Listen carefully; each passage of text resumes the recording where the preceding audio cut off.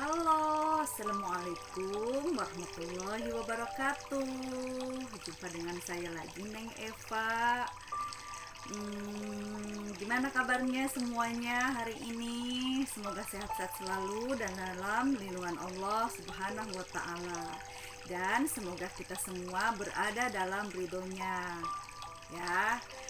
Ini ada yang komplain, katanya saya jangan, kata pembukanya, jangan yang cantik dan yang ganteng terus, katanya bosen, katanya aduh didoain cantik dan ganteng malah nggak mau. Ya sudah deh, sekali ini nggak dibawa ya, padahal itu adalah ciri khas saya. Baik sahabat-sahabatku semuanya yang baik hatinya, yang dermawan, yang dirahmati Allah dan dalam ridhonya semuanya ya. Sekarang saya akan membahas tentang, kemarin ada yang ketinggalan, jadi tentang aura putih ya, atau tirai putih, atau tirai hijab yang gelap dan yang terang, namun masih menyangkut di energi yang putih ini.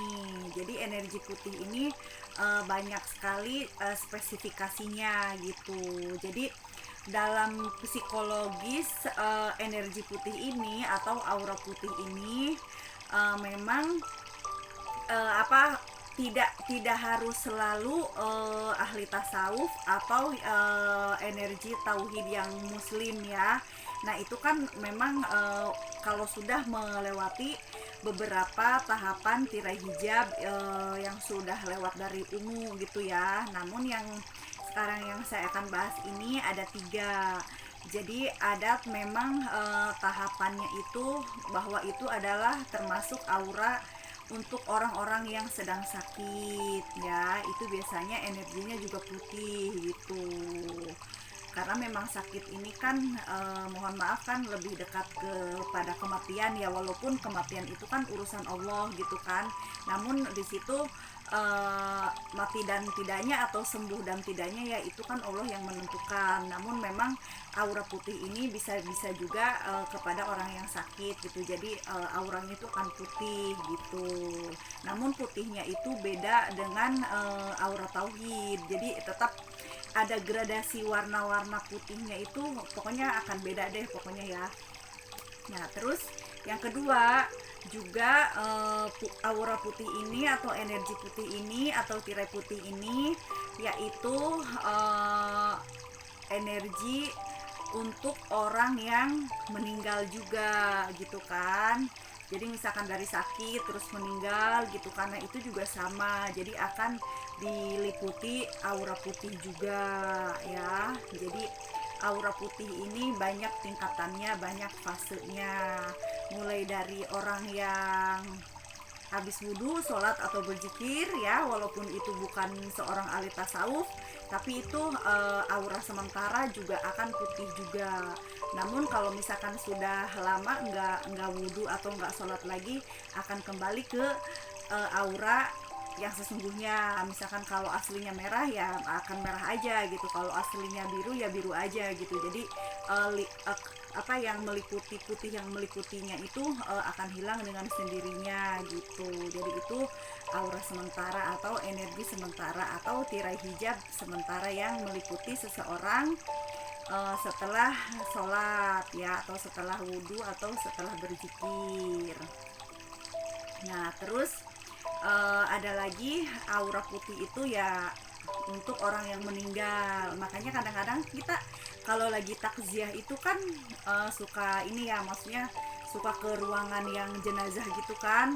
Nah di situ kan kadang-kadang seluruh ruangan itu kayaknya putih semua gitu. Nah itu sebenarnya dari energi yang mayat tersebut gitu, dari itu yang mungkin entah memang salah satu ruhnya masih ada di ruangan itu sehingga diliputi cahaya putih atau aura putih ya, walaupun tidak terlalu bercahaya. Itu tergantung kepada makom ruhani si jenazah tersebut, akan berbeda warnanya.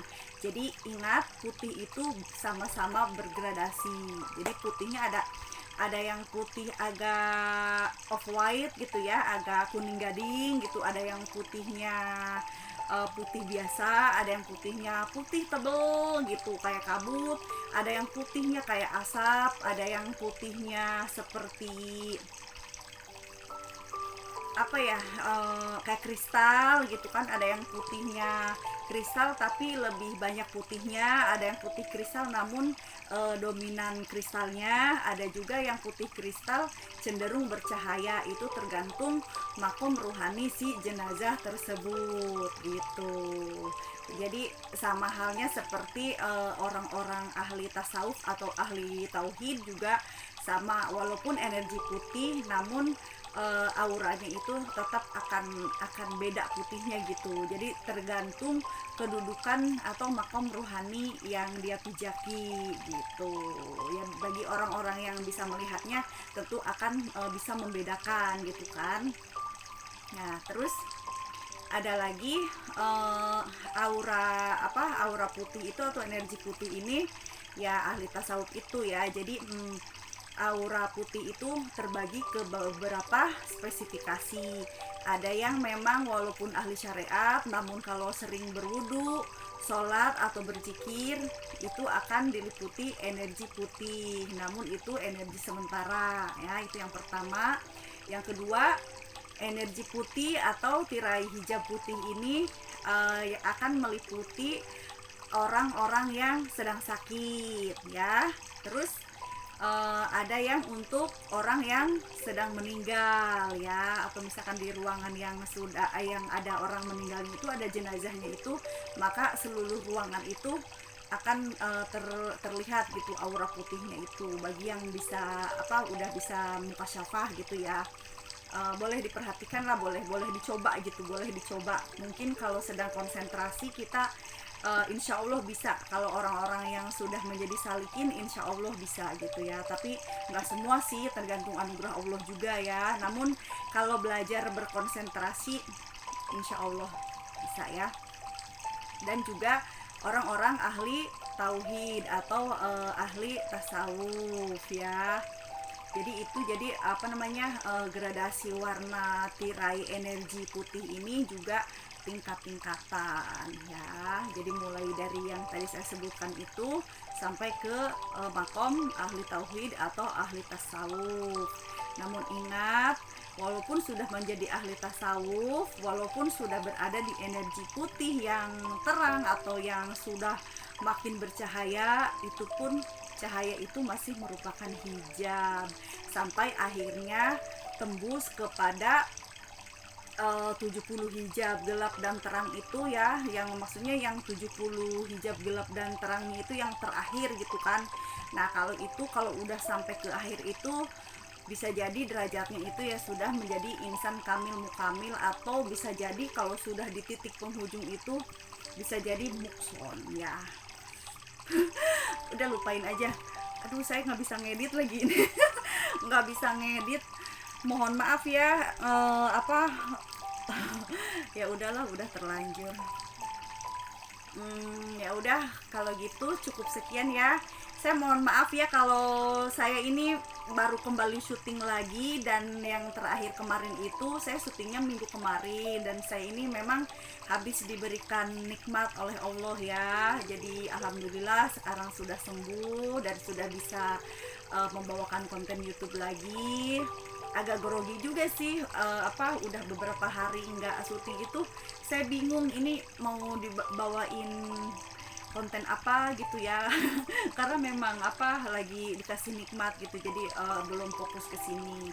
Tapi alhamdulillah ya akhirnya saya bisa membawakan konten juga gitu sekarang ya. Terima kasih banyak kepada sahabat-sahabatku, saudaraku, keluargaku semuanya yang sudah mendoakan kesembuhan saya. Jazakumullah bil khair katsiro ya. Oke, cukup sampai di sini. Saya mohon maaf kalau ada kesalahan dan kekurangan dalam menyampaikannya. Saya hanya manusia biasa yang belajar dan terus belajar. Ambil baiknya dan buang buruknya, dan mohon maaf kalau ada kata-kata yang keceplosan. Jangan terlalu dipikirkan yang tadi ya. Kalau misalkan belum mengerti, lupakan saja ya. Oke, minal aidin wal faidin, mohon maaf lahir dan batin.